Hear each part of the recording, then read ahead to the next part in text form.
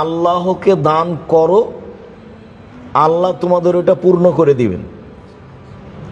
তো মানুষ যখন মানুষকে ঋণ দিবে, তো এইটা পূর্ণ করে দেওয়ার এবং এর ভালো যত দিক আছে সেগুলো করে দেওয়ার জিম্মেদারি কে? আল্লাহ। সেই জিম্মেদারি আল্লাহ পালন করবেন। যার কারণে এই আয়াতকে আল্লাহ রসুল ওইভাবে বললেন হাদিসে কুদসি দিয়ে, যে আল্লাহ তাআলা বলেন, হে আদমের ছেলে মেয়ে, তোমরা ঋণ দান করো আল্লাহকে, আল্লাহ সেটা পূর্ণ করে দিবেন। কিভাবে করবেন? আল্লাহ তাআলা এক জায়গায় বলেন, ইয়ামহাকুল্লাহ রিবা ইউরবি সাদাকাত।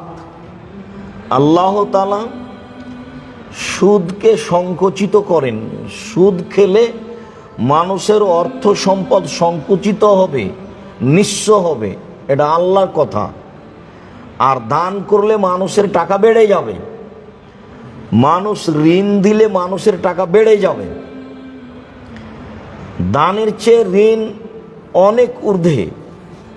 রাসূল সাল্লাল্লাহু আলাইহি সাল্লাম বলেন, 1 টাকা দান করলে 10 নেকি হয়, আর 1 টাকা ঋণ দিলে 18 নেকি হয়। তাহলে মানুষ যে মানুষকে দান করে, ঋণ করে সহযোগিতা করে, তার সহযোগিতার সবচেয়ে বড় দিক হলো ঋণ। তাই এখানে আল্লাহ তাআলা বলছেন যে তোমরা আল্লাহকে ঋণ দাও। দান করলে যে অর্থ সম্পদে আল্লাহ বরকত দিবেন, ঋণ দিলে আল্লাহ তাআলা সে অর্থ সম্পদে অনেক অনেক বেশি বরকত দিবেন, যা রাসূল সাল্লাল্লাহু আলাইহি সাল্লাম বললেন। পক্ষান্তরে সুদ, সুদ তো আল্লাহ তাআলা বলেছেন মানুষের অর্থ সম্পদকে কমিয়ে দেয়। আর রাসূল সাল্লাল্লাহু আলাইহি সাল্লাম বলেছেন, যদিও মানুষ সুদকে বাস্তবে বেশি দেখে, কিন্তু তার শেষ হলো নিঃস্ব হওয়া। তার শেষ পরিণতি হলো তাকে নিঃস্ব হতে হবে।